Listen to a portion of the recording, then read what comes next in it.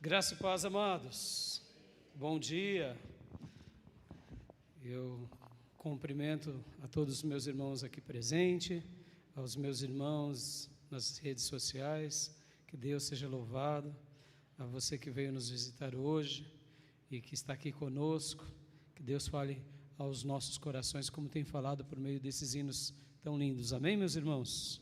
Vamos orar, pedindo para que Deus nos abençoe, pedindo para que Deus realmente continue falando aos nossos corações. Onde você estiver agora, feche os seus olhos, curve a sua cabeça e diga para o Senhor: Senhor, fala comigo, fala ao meu coração. Pai, em nome de Jesus, te agradecemos por essa manhã tão especial, por essa manhã pelo qual o Senhor falou conosco por meio dos louvores, porque cantamos e louvamos e bendizemos o Teu nome, expressando aquilo que Tu és, aquilo que Tu és. E eu te peço, Senhor, que todos nós possamos sempre se lembrar de quem verdadeiramente Tu és. Não nos permita esquecer dessa verdade, Senhor. Não nos permita esquecer de quem realmente o Senhor é, quem realmente servimos, indiferente da situação, indiferente da circunstância, indiferente do momento. Porque sem Ti nós nada somos. E tem vezes que no dia a dia, nos afazeres, nós, quem sabe por causa da dor, quem sabe por causa da tribulação, quem sabe por causa de nós mesmos, perdemos o Senhor de vista. E, ó Deus, quando Te perdemos de vista, eu posso até afirmar, dizendo por mim mesmo, é a pior coisa da nossa vida. Mas no mesmo momento em que passamos por tudo isso e não perdemos o Senhor de vista, ó Deus, eu sei que em algum momento, de alguma forma, o Senhor fará um milagre, o Senhor abrirá os nossos olhos, o Senhor se revelará para cada um de nós, o Senhor estará conosco e o Senhor nos ajudará, sim, nos ajudará a vencer, a sobrepujar, e a dor não será nada comparado ao Senhor. A dificuldade não será nada comparado à Tua glória. O problema, a adversidade, ou quem sabe o inimigo, quem sabe o próprio Satanás, não será nada diante daquele que a tudo reina e a tudo governa. Então, meu Deus, eu Te peço, ajuda-nos, ó Deus, a cada dia Te compreender melhor, Te ver, Te enxergar e sobretudo, crer em Ti, porque quando guardamos a fé no Senhor de todo o nosso coração, ó Deus, sempre venceremos, porque o Senhor estará conosco. E essa é a minha oração por todos nós. Vença todas as batalhas pela vida do Teu povo. Aqueles que estão enfermos, Pai, como foram citados há pouco pelo meu irmão José Lucas, intercedendo junto com a igreja, aqueles que estão com dificuldades, aqueles que estão no leito dos hospitais, na UTI, como são os meus amigos, aqueles que estão sendo, ó Deus, aviltados por essa epidemia de dengue, ou quem sabe por essa tragédia no sul. Pai, Te pedimos, meu Deus, lute por cada um de nós, peleje por cada um de nós, seja com cada vida e revela a Tua glória, e que a gente jamais Te perca de vista, Pai. E que dessa forma os demônios caiam por terra e batam em retirada, que as fúrias do inimigo sejam dissipadas e que o Senhor, apenas o Senhor, seja glorificado na nossa vida. É assim que eu Te peço, fala conosco, abra os nossos olhos, abra o nosso coração, revela a Tua glória, porque o Senhor é o único e ninguém nem nada se compara a Ti. Tu és o eu sou que sou, o eterno, que vive e reina para sempre. E eu te peço, mostra a tua glória entre todos nós, em nome de Jesus. Amém. Amém, meus irmãos. Glória a Deus. Eu convido meu irmão, minha irmã, a abrir a sua Bíblia em Isaías 43, livro do profeta Isaías, capítulo de número 43, versículo 13. Livro do profeta Isaías 43, 13. Hoje eu quero falar com os irmãos sobre esse texto e fazer uma ponte com ele no Novo Testamento. Deus colocou esse versículo no meu coração.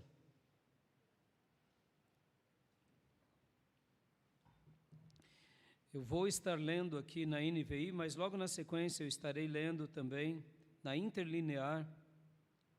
E hoje, de uma forma especial e até um pouco diferente, eu estarei lendo as minhas versões na Interlinear, na Revista Atualizada Interlinear, tá bom? Mas eu vou ler primeiramente na NVI, como é costume nosso sempre acompanharmos aqui a NVI, então eu gostaria de ler nessas duas versões. Diz assim a palavra de Deus: desde os dias mais antigos, eu o sou.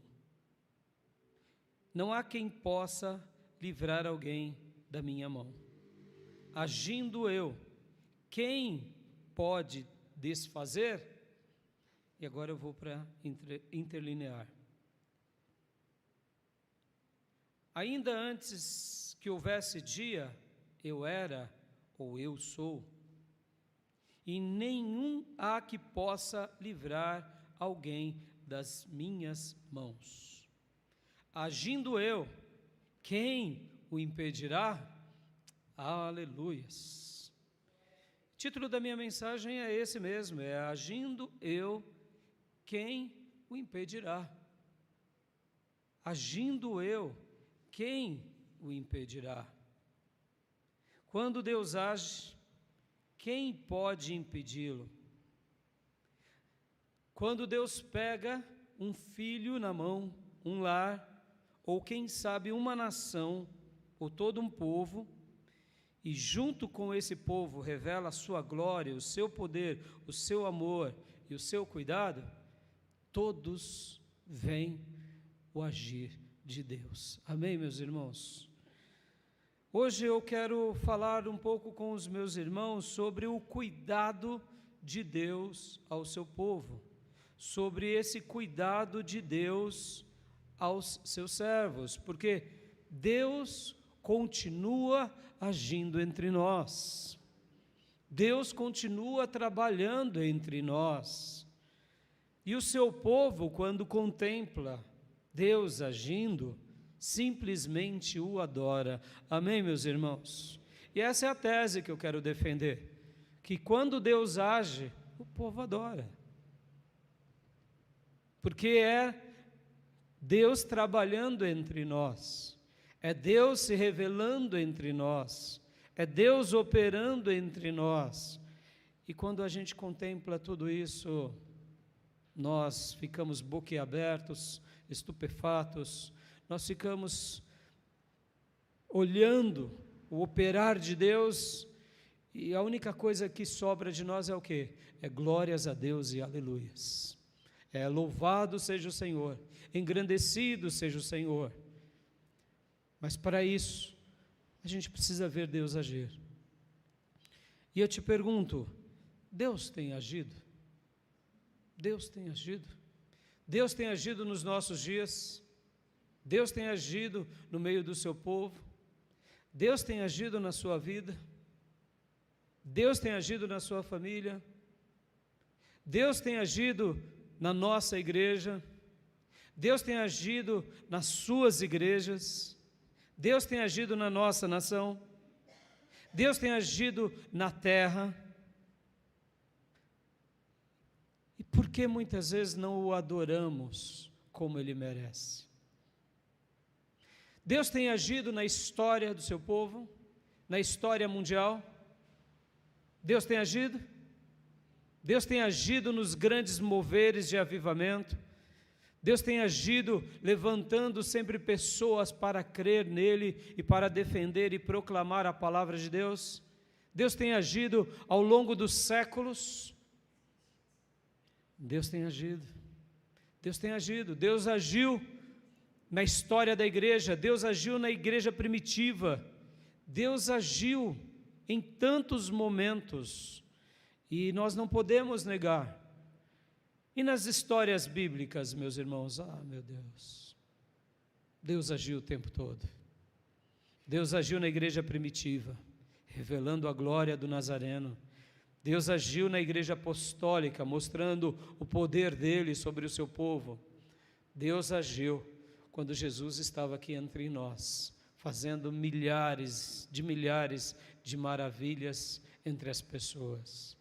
E o que era mais comum naqueles dias era ver Jesus curando, Jesus expulsando demônios, Jesus ressuscitando mortos, e as pessoas, ao verem os sinais, o que elas faziam?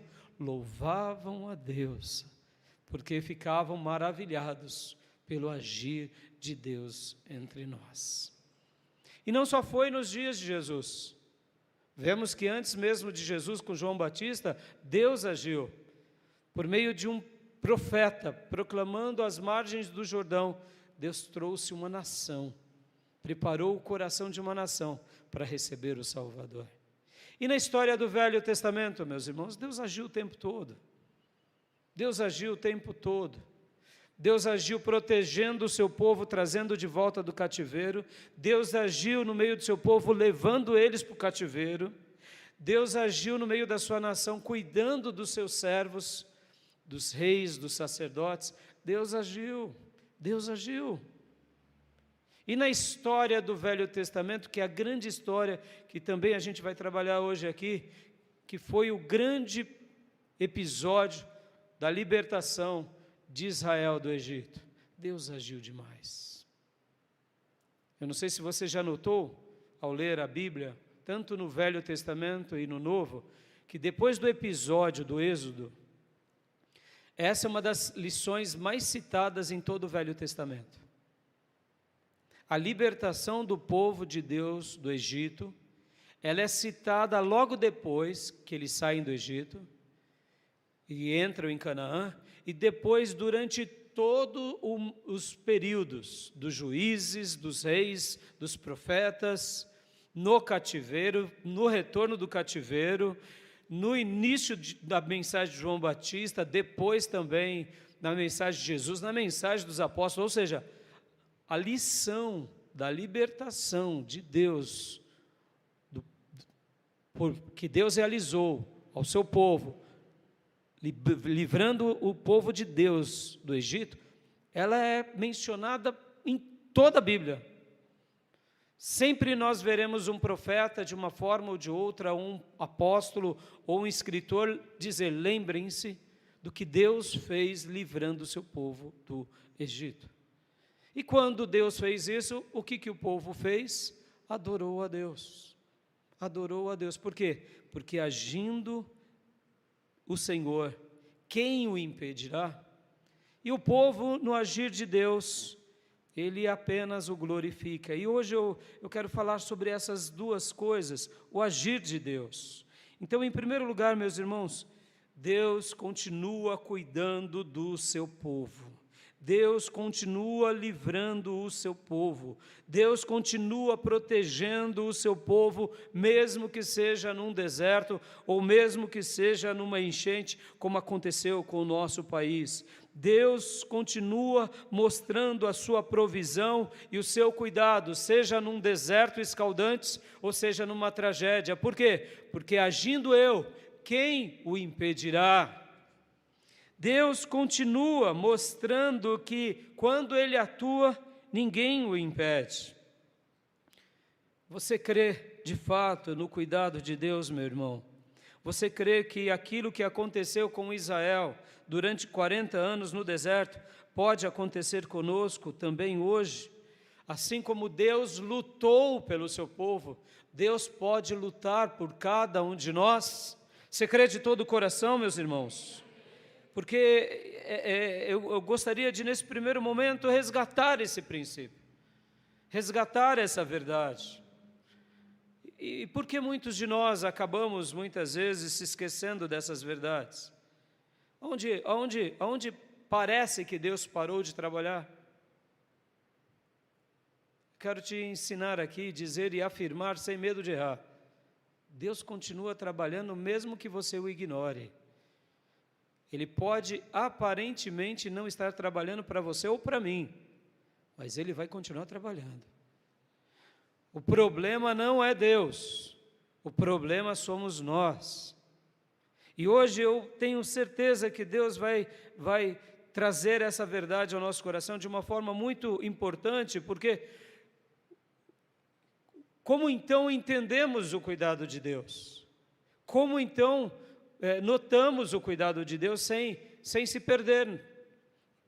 E nesse primeiro ponto aqui sobre o cuidado de Deus, eu gostaria de citar a frase de John Wesley, uma das mais lindas, entre muitas, uma das mais lindas para mim, que expressa esse agir de Deus e esse cuidado de Deus, é quando John Wesley, ele orava e ele desafiava os seus discípulos e alunos e pastores, ministros leigos, e ele ensinava essa frase. Ele dizia assim: dai-me 100 homens que nada temam senão o pecado, e que nada desejam senão a Deus, e eu abalarei o mundo. Essa era uma oração de John Wesley. Ele estava se dirigindo a Deus aqui, porque quem pode dar 100 homens para ele? Ele era um pastor. Quem pode dar esses homens é Deus. Então eu gostaria que você entendesse que, para que você entenda o agir de Deus, olha só como ele vivia essa verdade, John Wesley. E por que eu quero usar John Wesley aqui? Porque John Wesley é recente, irmãos. Menos de 200 anos atrás ele esteve entre nós. Foi um dos homens mais célebres da história da humanidade, da história inglesa e entre o povo de Deus. Ele dizia: 100 homens que desejem apenas a Deus e a mais nada. Sabe qual é o motivo por que muitas vezes nós não vemos o cuidado de Deus? Porque a gente está desejando tantas coisas e Deus, ou quem sabe Deus e tantas coisas. Quando Deus se tornar o nosso tudo, o nosso maior amor, a nossa maior devoção, o nosso maior interesse, o nosso maior zelo, o nosso maior cuidado, com certeza, você verá o agir dele sobre a tua vida, sobre a tua família, sobre o nosso povo, sobre o nosso contexto, porque nenhuma folha de uma árvore cai sem que Deus permita. A grande questão de ver o cuidado de Deus, de ver o agir de Deus, de ver Deus se manifestando, é porque muitas vezes desejamos muitas outras coisas que não é Deus. E é por isso que o profeta Isaías dizia isso de uma forma muito linda e sem medo de repetir. Ainda antes que houvesse dia, eu sou. Ele parafraseia como se fosse boca de Deus, por isso que ele é um profeta. Antes que existisse qualquer coisa, o Senhor Ele existe, Ele governa, Ele reina, não há nada que se compare a Ele. E nenhum há que possa livrar alguém das minhas mãos. Ou seja, Ele controla tudo. Ele controla a terra, Ele controla os astros, Ele controla todas as coisas e Ele controla o que acontece nas nossas vidas. Meus irmãos, aprenda isso. Nós temos muito pouco controle. Nós somos coadjuvante de um plano maior, que é o plano de Deus. E a gente participa muito pouco desse plano. Não pense você que você é protagonista. Você tem protagonismo em algumas áreas, mas são áreas tão pequenas. O grande protagonista do universo é o Senhor. Ele que age sobre tudo. E por que não o vemos? É por causa disso, porque a gente olha para as nossas coisas. Desejamos muitas outras coisas. e desejamos, quem sabe, Deus quando precisamos dele.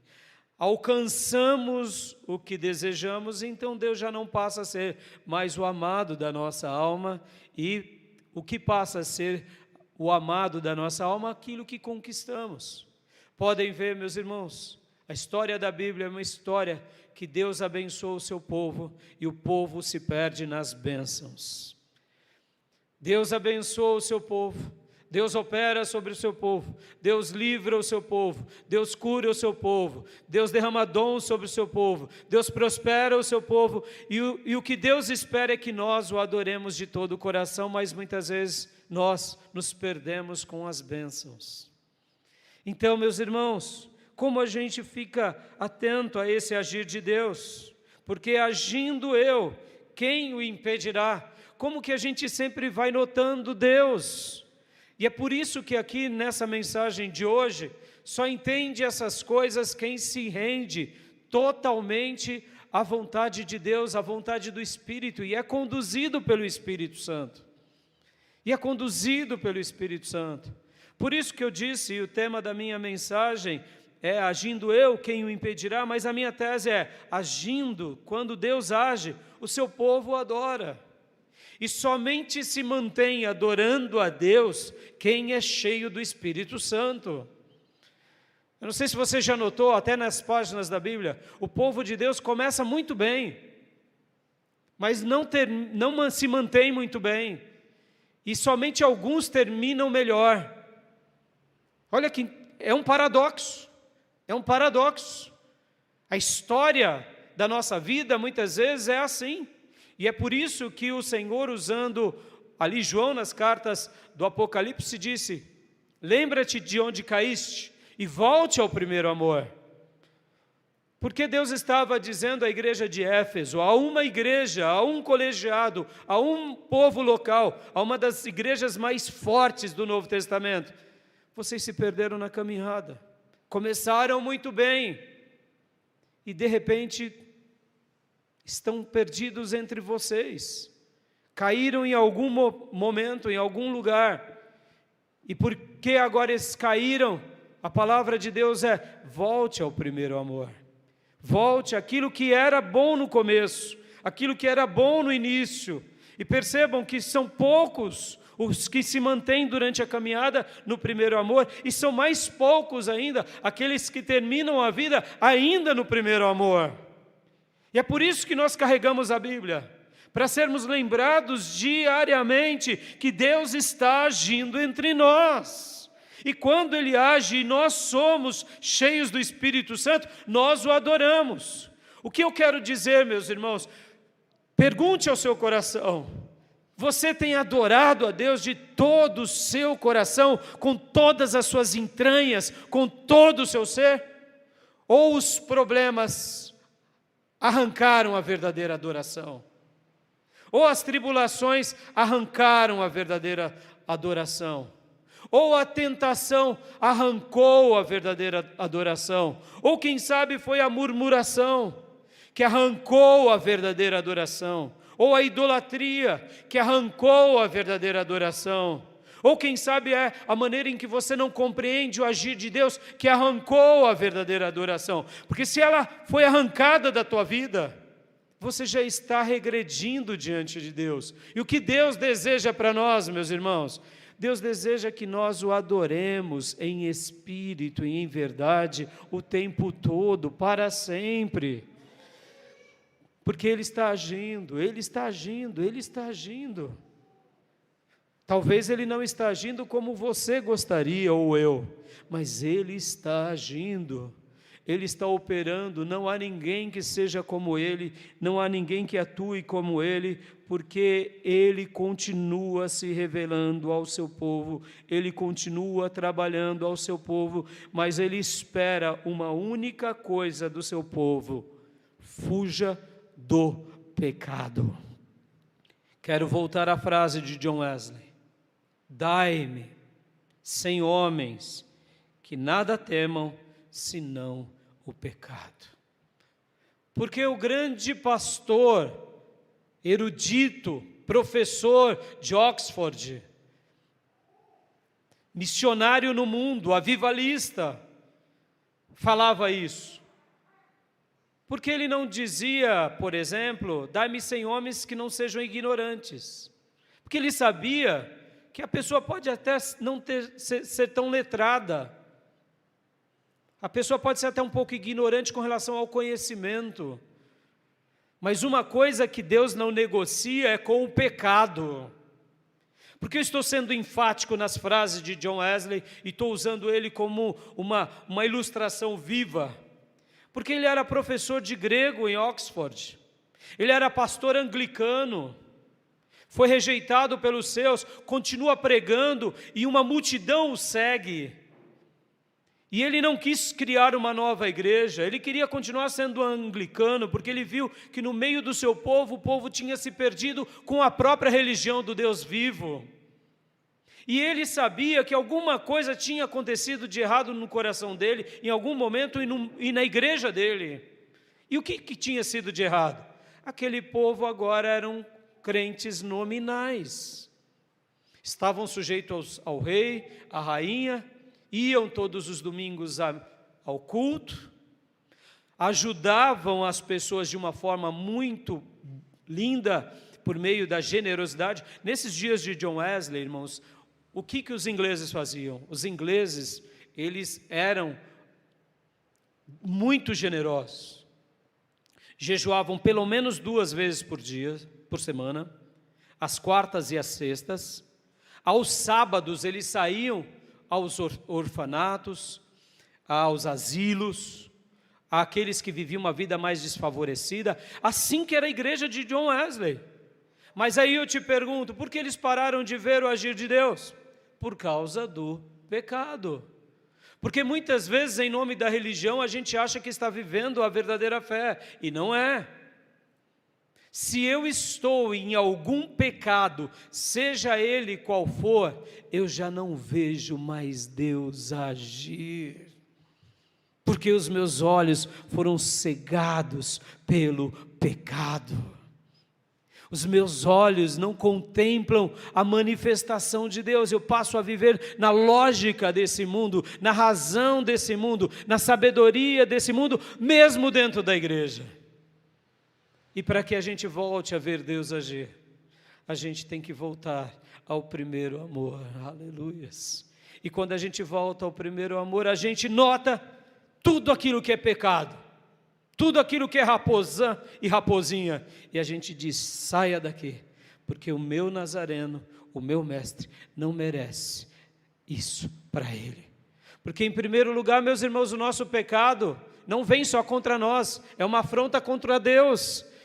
O nosso pecado ofende a Deus, o nosso pecado entristece o Espírito Santo.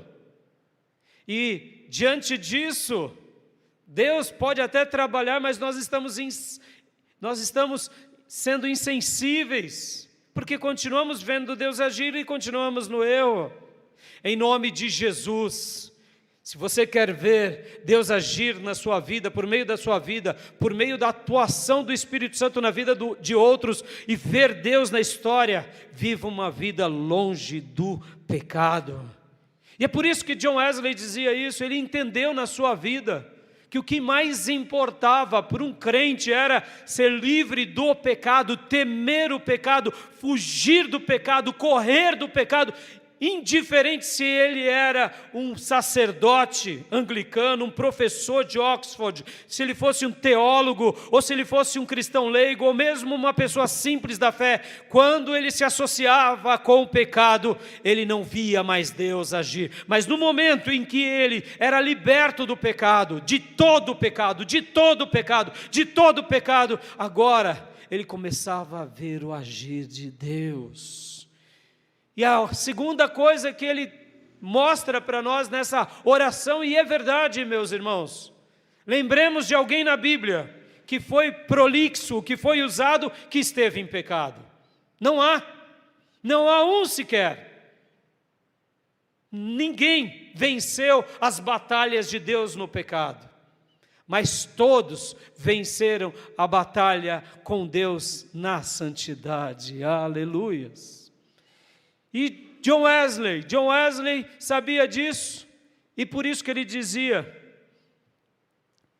dai-me 100 homens que não desejam outra coisa senão Deus. Ou seja, eu quero Deus acima de tudo. Eu desejo Ele acima de tudo. E aqui, meus irmãos, subentenda que aqui pode abrir leque para muitas coisas místicas. Quando John Wesley falava isso, era o Deus que se revela por meio da Bíblia, das Escrituras. Porque nós acreditamos que essa é a única e a grande forma que Deus se revela de forma especial a todos. A outra forma que Deus se revela para todos é por meio da natureza. Mas essa é uma forma secundária, ampla. Mas a forma que Deus se revela para nós de forma especial é por meio das Escrituras. E quando a gente realmente está vivendo aquilo que Deus deseja, podem ver, meus irmãos, nós o adoramos. Deixa eu refrescar aqui a sua memória. Deixa eu refrescar aqui as suas lembranças. Todo momento de profunda adoração em que você teve a Deus foi quando você estava no caminho da santidade. Ou o contrário. Todas as vezes que você escolheu viver em santidade, se posicionou, abandonando qualquer pecado, logo você teve experiências com Deus e o adorou verdadeiramente. Indiferente da forma, os melhores momentos da sua vida se dão unidos a essas verdades, quando nós estamos adorando verdadeiramente, e Deus está sorrindo para nós, não há um pecado que nos pare. Ou quando nós rompemos qualquer pecado, logo na sequência, nós o adoramos e sentimos Ele na nossa vida. Agindo eu, quem impedirá? Deus tem agido sobre a sua vida, meu amado. Deus tem agido sobre a sua vida, irmão. Deus tem agido sobre nós, igreja. Deus tem agido sobre o mundo. Então, nunca se esqueçam disso, o problema não é Deus. O problema não é Deus, o problema somos nós. E hoje eu gostaria de agora trabalhar no meu segundo ponto, porque em algum momento, quando a gente para de adorá-lo de verdade, já é evidência que estamos em pecado. E se estamos em pecado, não veremos o agir de Deus, mesmo que Ele esteja agindo. Talvez você diga assim: não, pastor, eu não acredito nisso, porque quando Deus age, todos se curvam a Ele. Não, meus irmãos. Quando alguém está no pecado, a mente dele fica cauterizada, o coração fica insensível. Vou te dar apenas um dado bíblico. O momento que mais Deus agiu na terra foi quando Jesus estava aqui. E eu te pergunto, todos se entregaram a Cristo? Não. Muitos, nos últimos dias e nos últimos instantes, que foram abençoados por Jesus, disseram: crucifica, crucifica, crucifica e solte Barrabás. Jesus estava aqui, Jesus estava sendo conhecido por toda a nação, a mensagem de Jesus chegava a outros povos, povos gentios, mas quem estava em pecado negou a Jesus, virou as costas para Jesus. Jovem rico virou as costas para Jesus.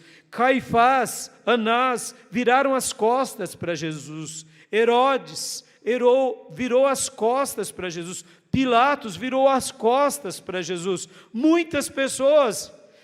Será que houve algum período na história da humanidade que se compara ao período dos 3 anos a 3 anos e meio que o próprio Deus esteve entre nós? Não há. Então percebam, irmãos, Deus pode estar derramando um avivamento e de repente você não está desfrutando nada, não está adorando nada, está participando de uma religião a mais, Quem sabe a religião do Deus vivo, mas não está vivendo isso. Por quê? Porque você perdeu a adoração. E quando a gente perde a adoração verdadeira e legítima, é a maior evidência de que estamos em pecado. Logo, guardem isso no seu coração. O problema nunca é Deus, o problema nunca é Deus. Como eu disse, Deus ele é o grande eu sou, o eterno, o coadjuvante, o poderoso. Ele que faz tudo, a gente participa muito pouco. Agora, eu quero te levar para o meu segundo ponto dessa mensagem. Por quê? Porque quando o povo de Deus deixa de adorar o Senhor, também deixa de obedecê-lo. Meus irmãos, percebam que é um efeito dominó. Você para de adorar, você para de obedecer. E essa verdadeira adoração, ela está ligada diretamente, imediatamente, à obediência do coração. Essa obediência que nasce dentro de nós. E agora eu quero ler de novo com vocês, na interlinear, Isaías 43, não apenas o 13, mas do 10 ao 13. Vamos ler de novo. Como eu disse, meus irmãos, a grande questão não é Deus.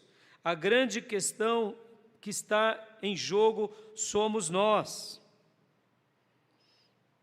Deus age, Deus faz, Deus realiza, Deus opera, Ele é o Todo-Poderoso para sempre. Posso ouvir glórias a Deus?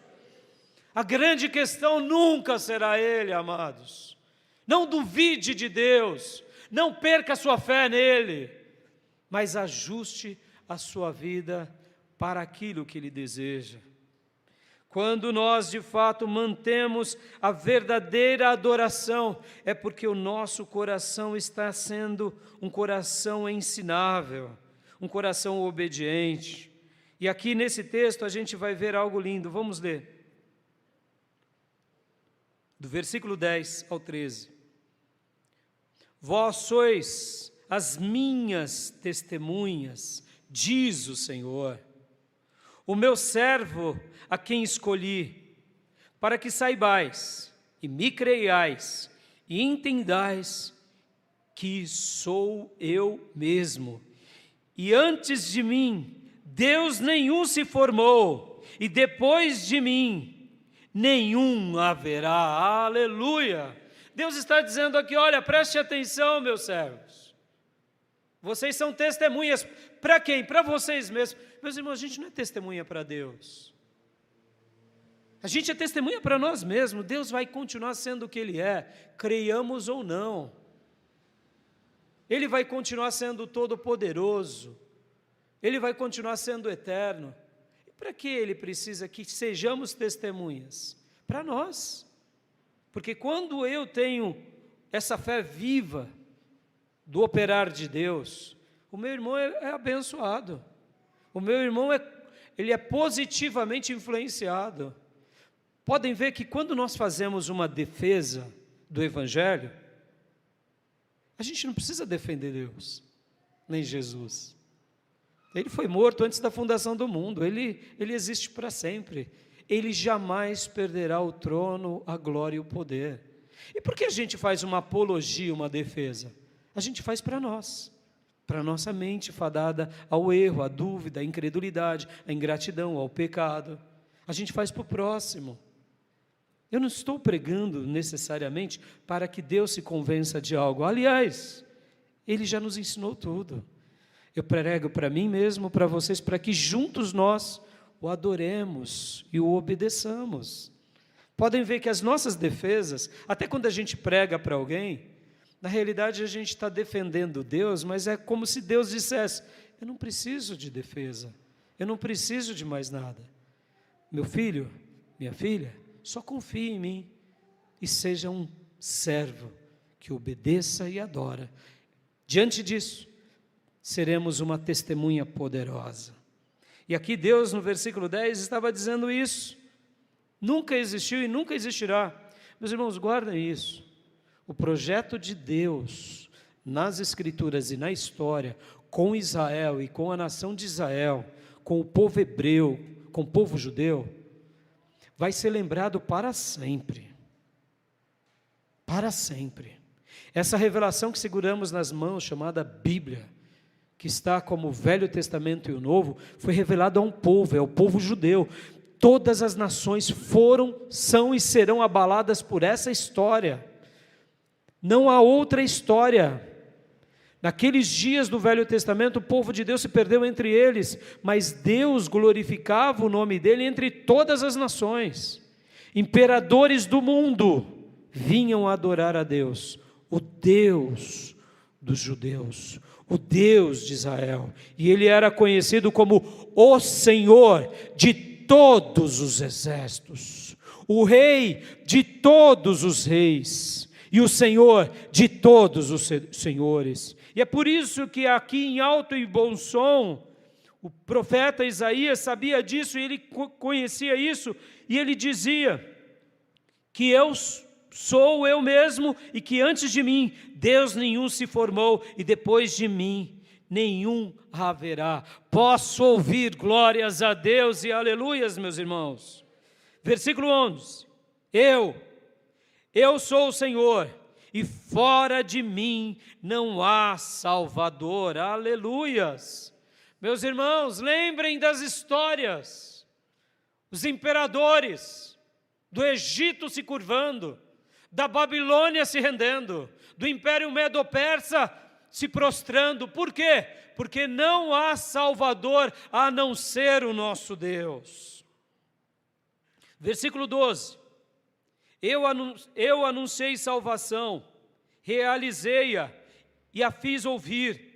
Deus estranho não houve entre vós, pois vós sois as minhas testemunhas, diz o Senhor. Eu sou Deus. Ainda antes que houvesse dia, eu sou, ou eu era, e se mantenho sendo. E nenhum há que possa livrar alguém das minhas mãos. Agindo eu, quem o impedirá?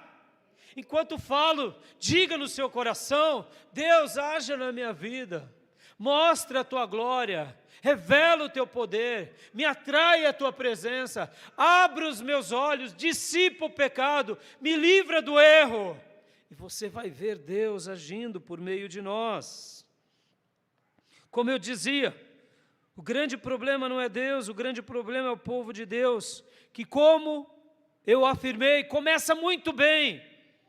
Podem ver, meus irmãos, não há quem não comece bem. Raramente alguém não começa bem, mas muitos vão parando durante o caminho e muitos, ainda outros, terminam muito bem.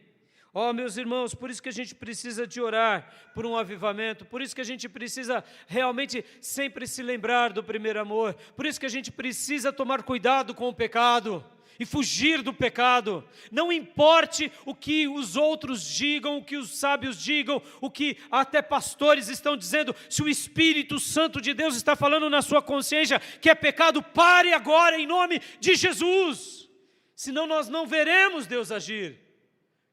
Perceba, irmãos, como a gente precisa da opinião do outro.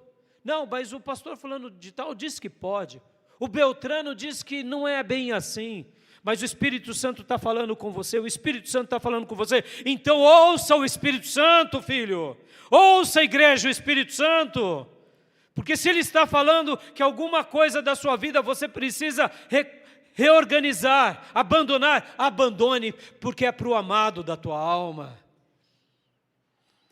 E é aqui que eu quero agora usar em segundo lugar, essa passagem de 1 Coríntios 13, do 1 ao 13. Eu quero ler com os meus irmãos e refletir sobre essa passagem, porque aqui Paulo agora, de uma forma maravilhosa, está usando também uma analogia. Qual? Aquela que eu disse, que é a mais usada em toda a Bíblia, que são os 40 anos do deserto.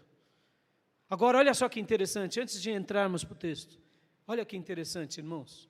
Como viver no Espírito é maravilhoso. Paulo começa escrevendo lá em 1 Coríntios, que aquele que não tem o Espírito de Deus não entende as coisas de Deus. Que aquele que não discerne pelo Espírito não compreende nada. Mas quando discernimos pelo Espírito, E o Espírito Santo não tem a sabedoria desse mundo, a sabedoria dele é muito maior, porque ele usa coisas loucas para confundir as sábias. Paulo começa assim, e ele começa dando o testemunho dele próprio, inclusive ele começa dizendo, a única coisa que me importa é Cristo e aquele que ressuscitou dentre os mortos. Paulo era um erudito entre os filósofos, e Paulo, quando ele se colocava diante do povo de Deus, ele não falava de filosofia. Ele falava apenas de Jesus e daquele que tinha ressuscitado. E Paulo fazia o quê?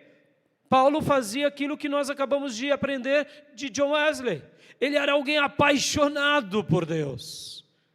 E alguém que fugia do pecado.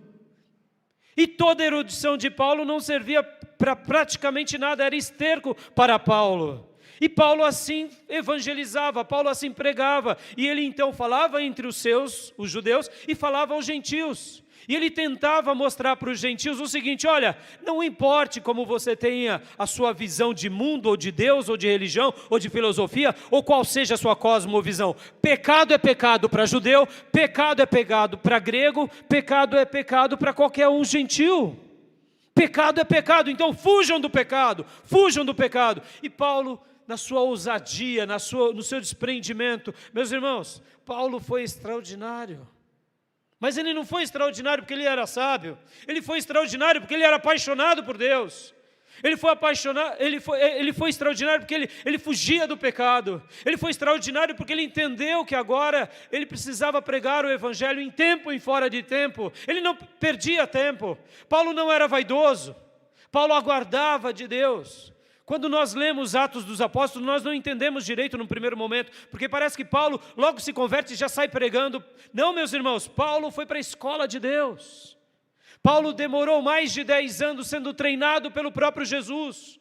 A aparição que Jesus teve na estrada de Damasco para Paulo foi a primeira de muitas. Deus o leva para o deserto da Arábia, e lá somente Jesus e Paulo e Jesus, Jesus e Paulo e Jesus, ele foi discipulado pelo Cristo ressurreto, aleluias! E aqui agora ele ouve o apelo de um amigo dele chamado Barnabé, que também era um homem cheio do Espírito Santo, e leva para a igreja de Antioquia da Síria. Por que lá na igreja de Antioquia da Síria? Porque o povo de Deus estava se espalhando pelo mundo, e naquela igreja era uma comunidade criada por judeus, mas agora tinha muitos gentios, e tinham profetas, mestres, sábios entre eles, mas Barnabé, cheio do Espírito Santo, pensou com ele, e foi guiado por Deus de buscar Paulo, e busca Paulo. E enquanto eles oravam e jejuavam, o Espírito Santo de Deus diz: separai-me Barnabé e Paulo para a obra que eu vos tenho chamado. E Paulo vai juntamente com Barnabé tomando a frente, e ali eles fazem a primeira viagem missionária e voltam, e ali prestam relatórios dizendo: agora o mundo crê no Evangelho de Jesus, se rende ao Nazareno, porque agindo eu, quem impedirá? Aleluias! E ali ele presta relatório. E depois Paulo vai para a sua segunda viagem missionária, Barnabé vai para outro lugar, e agora Paulo e Silas continuam fazendo essa obra por várias vezes, e o mundo vai sendo abalado por quem? Pelo Evangelho. Pela mensagem do Evangelho, é Jesus Cristo o Senhor, aquele que nos ama, aquele que morreu na cruz e aquele que ressuscitou dentre os mortos, é a resposta para a nossa vida o tempo todo, é Ele, somente Ele e mais ninguém, não há outro Deus senão o Senhor, e Jesus Cristo é Deus, Jesus Cristo é a resposta, Jesus Cristo sempre será para sempre a nossa resposta. Meus irmãos, está vivendo Jesus Cristo intensamente na pessoa pela qual Ele é? Ou Jesus Cristo virou apenas um ídolo, que você o consulta quando precisa? Meus irmãos, podemos fazer do Deus Trino um ídolo, podemos fazer da Bíblia um ídolo, podemos fazer da nossa fé um ídolo. Ou seja, porque Deus diz para nós não termos ídolos, porque Ele quer se revelar para nós como uma pessoa. Ele quer falar com você, não só na igreja, mas Ele quer falar com você na sua casa, quer falar com você nos sonhos, quer mudar a sua vida, quer transformar o seu coração, quer pegar situações em que estejam em desordem e colocar em ordem, e quando você ver isso, você o glorificará. Mas Deus não quer que seja apenas uma coisa pontual. Deus quer ser alguém que viva conosco o tempo todo. E a história de Paulo é essa história. E por que eu estou fazendo esse resumão? E agora vamos chegar aqui em Corinto. Porque Corinto, irmãos, era uma cidade portuária. Uma cidade muito rica e famosa naqueles dias, com muitos habitantes. Mas tinha uma peculiaridade em Corinto. Corinto, ela conseguia unir, como dizia Sêneca e grandes outros poetas romanos, conseguia unir o pior de todos os mundos. Porque vocês bem sabem que nesses dias o Império Romano dominava. E os romanos tinham seus vícios, os seus pecados. Mas os gregos também tinham seus vícios e os seus pecados. E os egípcios tinham também os seus vícios e os seus pecados. E os babilônicos também tinham seus vícios e os pecados. E os medo-persas também tinham seus vícios e os pecados. E os asiáticos tinham seus vícios e os pecados. E como lá era uma cidade portuária, lá eles conseguiam unir o pior de todas as nações. E agora Paulo ganha uma quantidade enorme de pessoas. Porque, irmãos, o pecado nunca vai preencher a nossa alma. Somente Jesus vai preencher a nossa alma. E quando Ele preenche a nossa alma, agindo eu, quem o impedirá? Percebam? Ele continua trabalhando. O problema não é Deus, o problema somos nós. Somos nós. Nós vamos esquecendo de conservar a vida como Ele deseja e vamos substituindo os seus mandamentos pelos nossos credos e postulados. Pastor, é assim mesmo. Quer ver uma coisa horrorosa? É crentes que começam a conhecer a Bíblia e começam a se justificar com a Bíblia. Meu irmão, o crente que se justifica com a Bíblia, ele está a um passo do inferno. Não, todo mundo erra. Todo mundo peca. Não, pastor também peca. Não, temos na Bíblia falsos profetas. Fulano de tal, você viu, começou, fez tanto, onde está? Está se justificando com a Bíblia, meu irmão, você já está carimbando o seu passaporte, não mais para o céu, mas para o inferno. Meu irmão, não importa se fulano, Beltrano, se o apóstolo Judas negou Jesus, o que importa é se você se mantém com o amado da sua alma. E essa igreja começou muito bem. Só para vocês terem uma ideia, havia um templo com 1000 prostitutas cultuais. As sacerdotisas de Corinto, elas eram sacerdotisas que faziam uma miscelânea entre várias religiões, mas tinham 1000 oficiais que prestavam culto juntamente com aquela população nos dias de culto. Não digo na igreja, era a religião dos coríntios. Ou seja, 1000 prostitutas cultuais que misturavam religião e prostituição. Então, quando os marinheiros e os visitantes dos outros povos vinham, eles já iam adorar ao Deus, macabro, e se perdiam. 1000 oficiais. E aí Paulo chega naquela cidade. E Paulo estava até um pouco abatido. O Senhor vem a ele e dá uma visão e diz: anima-te, porque eu tenho muitas almas aqui. E Paulo então é revigorado pelo Senhor, porque agindo eu, quem impedirá? Deixa eu te perguntar, você anda desanimado? Você não tem mais vigor de pregar o Evangelho? Tem pecado aí, tem coisa errada aí. Você já não tem mais aquele brilho de adorar a Deus em espírito e em verdade, você agora é performático, principalmente nos dias de culto. Meu irmão, ou seja, Paulo ele foi reanimado. Meu irmão, nessa manhã, em nome de Jesus, seja reanimado, porque aquele que age continua agindo entre nós. O seu dever é com Ele. O meu dever é com Ele. Eu estou pregando para vocês, meus irmãos, mas eu estou pregando em primeiro lugar para mim, porque eu quero agradar o amado da minha alma. Eu quero a cada manhã ler essa Bíblia sendo apaixonado por ela.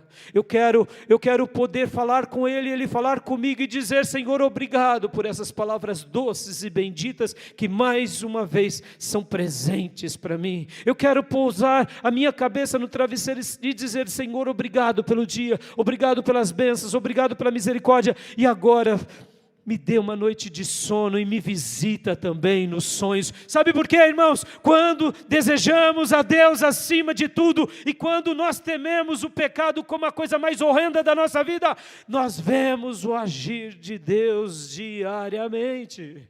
E Paulo então agora revigorado, sendo ministrado pelo agir de Deus, como eu tenho certeza que Deus está visitando a sua vida agora, porque eu só sou um canal de Deus aqui, para te trazer ao eterno da tua alma, porque Jesus verteu o sangue carmesim por você, Ele te ama, Ele tem um plano na tua vida, e você um dia prestará conta a Ele, e que você possa chegar diante dEle, com as mãos repletas de adoração e de sacrifícios e de ofertas, dizendo: meu Nazareno, eu fiz tudo isso para o Senhor, para a tua honra, para a tua glória, aleluia. E sabe o que vai ser naquele dia? Sabe o que vai acontecer naquele dia? Ainda a gente vai dizer: Senhor, me perdoa, porque eu fiz bastante, mas ainda é tão pouco, por aquilo que tu mereces. Eu tenho certeza que naquele dia a gente vai dizer isso para Deus. Por isso que eu fico me perguntando: Senhor, o que eu posso fazer mais? O que eu posso fazer mais? Só me guia pelo teu Santo Espírito. Mas voltando para Paulo. Paulo agora é revigorado. Começa a pregar naquela cidade. E muitas prostitutas se convertem. Muitos marinheiros. Muitos gregos, romanos, egípcios, babilônicos. E todos eles agora recebem o Espírito Santo de Deus. Posso ouvir glórias a Deus, meus irmãos? Agindo eu, quem impedirá? Mas a história se repete. Por quê? Porque eles começam muito bem e aí se perdem no caminho. A história de 1 Coríntios, 2 Coríntios, 3 Coríntios e 4 Coríntios, só para te aguçar os sentidos, existem pelo menos 3 Coríntios. Se perdeu, e possivelmente um quarto, que também se perdeu. O próprio Paulo, narrando, ele diz: como eu já vos ensinei na carta anterior, ou seja, o nosso 1 Coríntios não é 1 Coríntios, é o 2º ou 3 Coríntios. E o nosso 2 Coríntios, ou é 3 Coríntios ou é 4 Coríntios. Mas isso é estudo para o seminário, mas só para você ter uma ideia de como Paulo teve que escrever para essa igreja. Irmãos, são 2 livros grandes. E eu te pergunto: e aí, pastor? E aí que eles eram desordeiros, perturbados. Dentro da igreja, por quê? Porque eles começaram a se associar com o pecado. E agora Paulo, como um cirurgião de Deus, com bisturi sagrado, vai na jugular deles. E fala: olha, vamos ler agora 1 Coríntios, capítulo de número 10, do versículo de número 1 ao 14. E agora nós leremos, e eu vou fazer uma breve exposição, e a gente vai estar encerrando.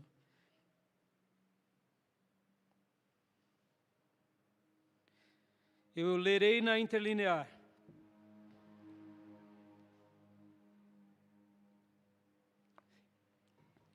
Do versículo 1 ao versículo de número 4, Paulo está dizendo para aquela igreja. Olha, Deus cuidou de nós, Deus tem cuidado de nós, Deus tem providenciado um milagre, Ele tem sido o grande provedor, e vocês têm visto isso. Você tem visto isso também, irmão? Deus tem cuidado de você, Deus tem sido provedor, Deus tem sido misericordioso, perdoador. Percebam, irmãos, a história se repete, só mudam os personagens, o Deus continua sendo o único. O inimigo das nossas almas também continua sendo o mesmo, e o Salvador se mantém sempre de braços abertos, recebendo cada um de nós o tempo todo, em cada geração. A história do povo de Deus se repete. Então vamos ler aqui do versículo 1 em diante. Ora, irmãos, não quero que ignoreis que nossos pais estiveram todos sob a nuvem e todos passaram pelo mar, tendo sido todos batizados, assim na nuvem como também no mar, com respeito a Moisés. Todos eles comeram de um só manjar espiritual e beberam da mesma fonte espiritual, porque bebiam de uma pedra espiritual que os seguia, e a pedra era Cristo. Aleluias! Meus irmãos, isso é maravilhoso. Olha o cuidado de Deus com o seu povo. Ele estava dizendo: olha, irmãos, eu não quero que vocês sejam ignorantes. Lembram que o povo, nosso povo... Aí você diz: mas pastor, o senhor não acabou de falar que ele estava falando aos coríntios? Sim, mas os coríntios não tem nada a ver com os judeus. É verdade. A cidade de Corinto está ali na Acaia, regiões da Grécia. próximo ao mar Mediterrâneo. Os judeus estão lá do outro lado. Não tem nada a ver, tem tudo a ver, meus irmãos. Quando nós nos convertemos, nós agora nos tornamos israelitas espirituais. Ou seja, Abraão passa a ser também nosso pai. E nós passamos a ser filhos de Abraão. Amém, meus irmãos? E aqui ele está falando para aquele povo. E aqui ele está dizendo o seguinte, ó, todos passaram pela nuvem e todos passaram pelo mar.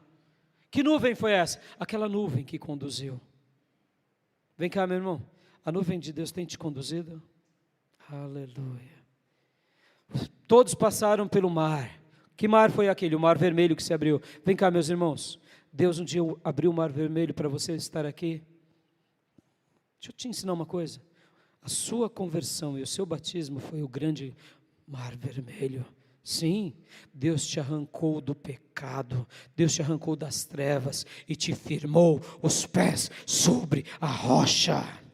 Porque quem te salvou, quem te perdoou, quem escreveu o seu nome no livro da vida foi o Senhor. Agindo eu, quem impedirá? Podem ver, nas suas devidas proporções vivemos essas experiências. E aqui também a gente vê que todos comeram do maná, comida espiritual. Vem cá, você tem comido do maná de Deus dia a dia? Você tem comido? Aleluia. Nunca faltou? Nunca faltou. Se faltou é porque você não foi buscar, não é assim? Mas toda manhã tem um manazinho fresco de Deus para encher a sua barriga, para te dar sustância, para te dar força, para você vencer o maligno. E você tem bebido da água que é Cristo? Ou tem bebido da água que é o Espírito Santo que jorra como rios de água viva? Ele está disponível, basta irmos à fonte. Não é assim, meus irmãos? Basta colocarmos os nossos joelhos no chão e a nossa boca no pó, que a gente bebe da água da vida. Aleluias. Ou seja, a história se repete. A história se repete. Versículo 5, entretanto, e aqui é legal demais. Entretanto, ou se você preferir, mas, ou todavia, contudo, não obstante, ou como chamamos no português, aqui é uma objeção, uma exceção, ou uma restrição. Entretanto de Deus muda tudo, né, irmãos? Paulo está dizendo para aquela igreja, vocês começaram bem demais, vocês viram a nuvem de Deus sobre vocês, vocês viviam num culto pagão, diabólico, entregue aos vícios, vocês eram a escória das civilizações, e agora vocês são cheios do Espírito Santo, e como cheio do Espírito Santo se perdeu? Como a verdadeira adoração se perdeu? Porque parece que aquele que agia não está agindo mais, ele continua agindo, ele continua trabalhando, mas se livre daquilo que você e como todo o povo de Deus precisa, que é do pecado, porque aí você vai ver o agir de Deus de novo sobre vocês. Igreja, não se perca com a vaidade dos dons, a sabedoria humana, o poder ou quem sabe os recursos, mas se entregue à verdadeira adoração de um coração que adora e obedece ao Senhor. Paulo estava dizendo isso aqui praticamente nesse entretanto, nessa objeção, nessa exceção, nessa restrição. Ele estava dizendo isso, nesse mas Deus, continuando no versículo 5, mas Deus não se agradou da maioria deles, razão, porque ficaram prostrados no deserto, ou porque ficaram espalhados no deserto, ou porque morreram no deserto. Deus não se agradou. Agora guarda isso. Tem uma segunda frase que eu quero falar para vocês, que é uma frase muito linda e ela é muito útil. Eu não sei quem é o autor, mas ela é uma verdade. Essa frase. Qual é a frase? Deus precisou de apenas 10 pragas para livrar Israel do Egito. Mas Deus, no entanto, precisou de 40 anos para tirar o Egito do coração de Israel. Meu irmão, perceba como essa é uma verdade que se repete. para Deus ter te salvado, te remido, Ele precisou, quem sabe, de uma palavra, quem sabe foi um hino, quem sabe foi um pregador, quem sabe foi um sinal, mas agora para Deus arrancar o Egito de nós, Ele vai precisar de uma longa caminhada, e a gente precisa ser ensinável na caminhada. Não se perca com você mesmo, nas suas razões, seja humilde e ensinável. E lembra que eu disse, irmãos, que Paulo, quando ele começa 1 Coríntios, e aí a gente vai ver no livro de 2 Coríntios, a gente vai ver que Paulo ali já começa a dizer assim, em 2 Coríntios, a síntese de 2 Coríntios é assim que vive um homem cheio do Espírito. 1 Coríntios poderiam dizer, é assim que vive um carnal. E em 2 Coríntios é assim que vive um homem cheio do Espírito. Leiam com essa perspectiva, vocês notarão a diferença. O que Paulo estava dizendo aqui, o que ele vivia. Ele não tinha um controle sobre essa igreja. Ele era o pastor principal da igreja. Mas ele não podia autenticar pecado. Ele não podia abençoar. Porque quem vive diante de Deus, colhe de Deus. E quem vive no pecado, colhe do inimigo. E Paulo, mesmo sendo pastor, esse é a linha de atuação de Paulo. E lembra que eu falei que há um paradoxo, inclusive que Moisés, presta bastante atenção, irmãos, por que Moisés, Josué, Calebe, Arão e Ur, não ficava praguejando de estar no deserto com o povo de Deus? Já pararam para pensar? O que Moisés tinha feito para ficar 40 anos com aquele povo reclamão? O que Josué tinha feito? Será que Josué cuspiu na cruz? E Arão e Miriam? O que eles fizeram? Eles não fizeram nada de errado. E por que eles não ficavam reclamando? Porque eles eram cheios do Espírito Santo de Deus. E você entende que o plano de Deus, ele é individual, mas ele é coletivo. E quando Deus castiga de forma coletiva, quem é cheio do Espírito Santo entende. E Ele glorifica mesmo no meio de um povo carnal. Estão entendendo pelo Espírito, igreja? É assim que vive alguém que sabe quando Deus está agindo. Quem o impede? Ninguém, nem os carnais, nem os mais devassos. Não importa se está dentro da igreja, fora da igreja, no mundo, não importa, meus irmãos, estão entendendo? Moisés não fica assim, Senhor, eu não aguento mais, eu estou nesse deserto escaldante, com esse povo murmurador, com esse povo de dura serviço, me tira daqui, Senhor. Moisés não tinha piti, não dava piti, nem Josué, nem Arão, nem Miriam, nem Ur, eles cometeram seus delícias, vocês verão. Guardem isso, irmãos. E Paulo aqui nessa igreja? Paulo também não ficava dando piti. Estou indo embora, não aguento mais vocês. Me lembro de um amigo que dizia que o pastor dele dizia assim, estou indo para o zoológico, porque eu não aguento mais ficar com pessoas. Quero ficar com o bicho. Estava dando piti. Estava dando piti. Ué, pastorado é o quê? É zoológico? Não, pastorado é rebanho. Não tem jeito, meus irmãos. Existem coisas que a gente não muda. Estão entendendo? Porque a gente fica lutando contra a vida. Sabe por que você está lutando tanto para vencer? Porque você não está vendo o agir daquele que age e que ninguém impede. Mas você só entenderá pelo Espírito. É por isso que você precisa pôr tanta força, é por isso que sai tanto sangue, é por isso que, meus irmãos, deixa Ele agir e só o glorifica, só o obedece. Não importa se o coletivo está sofrendo, é assim, irmãos. Paulo aqui estava dizendo, contudo, entretanto, mas, Deus fez com que muitos ficassem. Por que eles ficaram? Versículo 6. Ora, estas coisas se tornam exemplos para nós.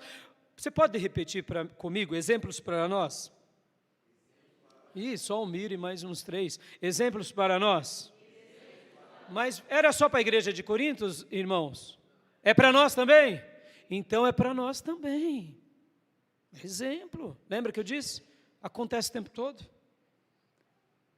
Ora, estas coisas se tornam exemplos para nós, a fim de que não...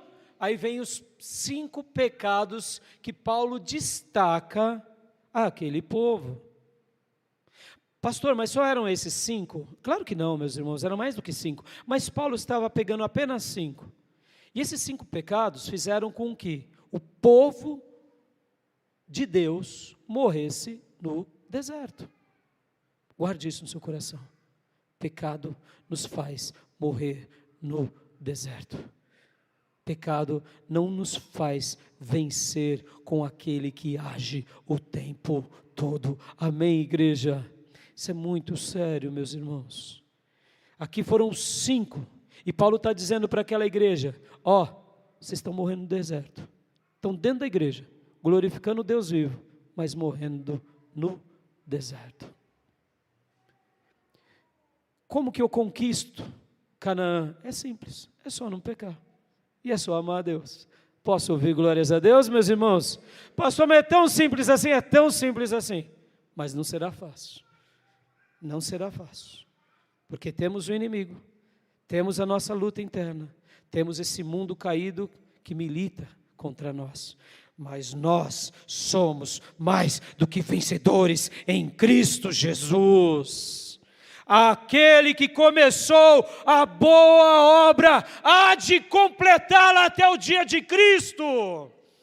Nós já somos mais do que vencedores em Cristo. Ele é o nosso tudo. Agindo, quem o impedirá? Ninguém vai te deter, filho. Qual era o primeiro pecado? Cobiça. Eles cobiçaram as coisas más, como eles cobiçaram. Ou seja, Paulo está dizendo aqui: não façam, não cobicem. Avalie o teu coração, se você tem cobiçado alguma coisa. Segundo lugar, não vos façais, pois, idólatras, como alguns deles, porquanto está escrito: o povo se assentou-se para comer e beber, e levantou-se para divertir-se. Ou seja, a idolatria, irmão, guarde isso, eu falo com muita ênfase. O fato de sermos crentes não nos omite de sermos idólatras. Se você é um avarento, você é um idólatra. Se você vive seguindo apenas a sua consciência, você é um ególatra. Adora o seu ego. Pense nisso. Se você ama mais a sua família do que Deus, você idolatra a sua família. Se você ama mais a sua esposa do que a você ou a Deus, você idolatra a sua esposa. Se você ama mais as suas coisas, seu trabalho, você idolatra o seu emprego. Meus irmãos, a idolatria, ela é inflacionária. O povo de Deus, sem ídolos, adoravam ídolos. E por que nós não iremos cometer os mesmos deslizes? Cuidado, irmãos. Se eu tenho um vício, eu adoro aquele vício. Então pensem nisso. Terceiro pecado, versículo 8. Não pratiquemos imoralidade. Aqui é porneia, vem de porneo. No grego é todo tipo de ordem de pecados da sexualidade. E disso eles manjavam, hein? Eles tinham um culto lá com 1000 sacerdotisas cultuais. Devia ser, irmãos, cada culto devia ter 3, 4, 5 mil pessoas, todo mundo lá numa orgia macabra, diabólica. E a gente tem que tomar cuidado, irmãos. O nosso mundo, ele é o que hoje? A gente tem que tomar cuidado, porque senão a gente acaba se corrompendo. Não pratiquemos imoralidades, como alguns deles fizeram e caíram num só dia 23 mil. Deus os sentenciou matando 23 mil. 9. Não ponhamos o Senhor à prova, como alguns deles já fizeram e pereceram pelas mordeduras da serpente. Por Deus à prova. Como assim, pastor? Eu não quero, Senhor. Eu não creio, Senhor. Eu ordeno, Senhor. Essas besteiradas todas aí, estão entendendo? Meu irmão, quem é que manda em quem aqui? Por Deus à prova. Se o Senhor não fizer, eu estou indo embora, eu abandono a igreja, eu saio do coral, eu saio do louvor, eu saio dos obreiros. Se o Senhor não fizer, filho, vigia, filho. Você já está envenenado. Você já está com o pé nas trevas. Olha o que você está fazendo. Quem é que manda em quem? Quem é que é servo de quem? O Eterno te serve? Ele tem misericórdia de nós. É óbvio que Ele sabe quando nós estamos doentes, aflitos, e a gente dá gritos, como dizia Davi: Senhor, os meus inimigos são maiores do que todos, Senhor, me ajuda. Há uma grande diferença de pôr o Senhor à prova, e você rasgar o seu coração diante de Deus. Lembre-se disso. E 10. Nem murmureis, como alguns deles murmuraram, e foram destruídos pelo exterminador. Meus irmãos, aqui é um ponto importantíssimo.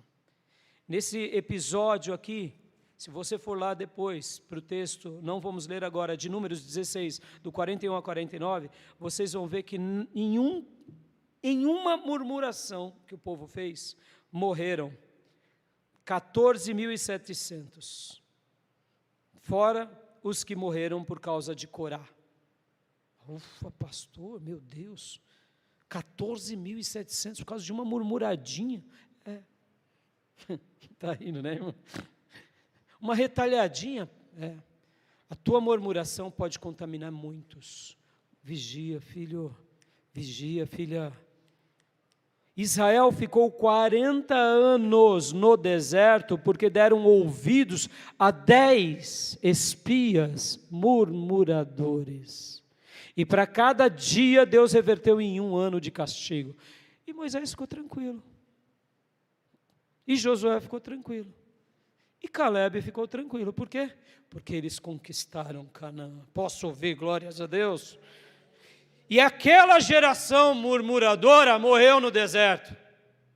E Deus fez nascer uma geração conquistadora, porque agindo eu, quem impedirá? Eu quero acreditar que o Senhor está gerando por meio do Espírito Santo uma geração de conquistas, que não é uma geração que murmura. E aqui o apóstolo Paulo estava dizendo: igreja, esses 5 pecados aqui estão acabando com vocês. Estão morrendo no deserto. E aí eu pergunto, e nós? Aonde estamos nessa lista? Vamos agora ler o versículo 11, 12, 13 e 14 e encerrar. Estas coisas lhe sobrevieram como exemplos e foram escritas para advertência nossa, de nós outros, sobre quem os fins dos séculos têm chegado. É para nós ou não, igreja? É para nós ou não, igreja? Foi para eles e é para nós, perceba. Aquele, pois, que pensa estar em pé, veja que não cai, aleluia. Olha as expressões de Paulo agora. Você pensa estar de pé, então vamos tomar cuidado. Cuidado com o quê, pastor? Cuidado com qualquer tipo de pecado. Porque quando a gente não está firmado no Senhor, a gente vai morrer. A gente vai morrer. Morrer espiritualmente, você pode até não morrer fisicamente, mas morrer para Deus, não tem mais sentido viver. Não tem mais sentido viver. Sem Deus não tem sentido a vida. 13. Não vos sobreveio tentação que não fosse humana, mas Deus é fiel e não permitirá que sejais tentado além das vossas forças. Pelo contrário, juntamente com a tentação, vos proverá livramento, de sorte que a possais suportar, porque agindo eu, quem impedirá? Olhe para o Senhor, igreja. A dor, a doença, a tribulação não são maior do que o teu Deus. O diabo, o pecado não é maior do que o teu Deus. Esconda-se debaixo daquele que tem asas inquebráveis. Esconda debaixo do esconderijo do Altíssimo e veja Ele trabalhar na sua vida. E o glorifique, o adore e o obedeça. Aleluia. E versículo 14. Portanto, mais uma vez, portanto, de novo aqui, Paulo chamando eles, diz: meus amados, fugi da idolatria. Amém, meus irmãos? Agindo eu, quem impedirá? Que Deus continue agindo sobre a nossa vida, que Deus continue agindo sobre o nosso coração, e que nós, simplesmente, dia a dia, momento a momento, o adoremos em espírito e verdade. E se em algum momento a adoração foi arrancada de nós, que possamos voltar ao primeiro amor e avaliar o nosso coração, porque em algum lugar a gente deu espaço para o pecado e entristeceu o Espírito Santo. Eu deixo essa palavra ao seu coração e te desafio, não somente agora, mas durante esse dia. Leia a palavra, ore a Deus, gaste um tempo durante esse dia com Deus, e aonde o Espírito Santo te mostrar algo, se posicione em fé e desfrute do agir de Deus sobre a sua vida. E eu quero apenas te lembrar que Josué 3,5 diz: e disse Josué ao povo: santificai-vos, porque amanhã o Senhor fará maravilhas no meio de vós. Aleluia. Ou seja, faça um voto com Deus. Talvez você se sinta até fraco, não tem problema. É da tua natureza e da minha. Fraqueza, limitação. Mas é da natureza divina o poder, a atuação e a glória. No momento que você faz uma aliança, crendo na força do Senhor, Ele vai agir. E amanhã você vai ver as maravilhas de Deus. E você vai testemunhar que Deus não mudou, que não há outro como Ele. Nunca existiu e nunca existirá. Amém? Quero orar. Pai, guarda essa palavra no nosso coração, sacode as nossas vidas. Continua, ó Deus, mudando a nossa natureza, os nossos pensamentos. E nos ajuda, Pai. Nos ajuda a sermos como o profeta Isaías, que te amava acima de tudo e fugia do pecado. E ser como Paulo, que também um dia aprendeu a te amar de verdade e aprendeu a te adorar e também semelhantemente fugir do pecado. Faça o mesmo conosco, Pai, como tu fez com John Wesley, ensinando na vida. Nos ensina, Senhor. Abre os nossos olhos, tira todo o engodo, tira todo sofisma, tira toda a humanidade, toda a intelectualidade, ou quem sabe religiões vãs, tolas e fúteis que nos afastam de Ti, mas nos aproxima do Teu Santo Espírito, da Tua palavra, da Tua presença, e nos faz ver o Teu agir, Senhor. O Teu agir, Senhor, o Teu agir o tempo todo. Eu oro por mim, pelo meu lar, eu oro pela Tua igreja, eu oro por cada um que está aqui cultuando conosco, ou que será ministrado por essa palavra, e te peço, haja, meu Deus, sobre nós, mostra a Tua glória e nos ensina a termos uma vida te adorando em espírito e em verdade para sempre, até o nosso último dia, até o nosso último fôlego. Ó Deus, muito obrigado por esse período, muito obrigado por essa manhã, e guarda a Tua palavra no nosso coração, e que o Teu Santo Espírito continue falando com cada um de nós, como o Senhor desejar. É assim que eu te glorifico, que eu te bendigo e te adoro, em nome de Jesus. Amém. Amém, meus irmãos. Deixa essa palavra ao seu coração. Agradeço aos irmãos que estão aqui conosco, os irmãos que nos acompanham pelas redes sociais. Se aqueles irmãos que nos acompanham ainda não são inscritos nas nossas redes sociais, se inscrevam.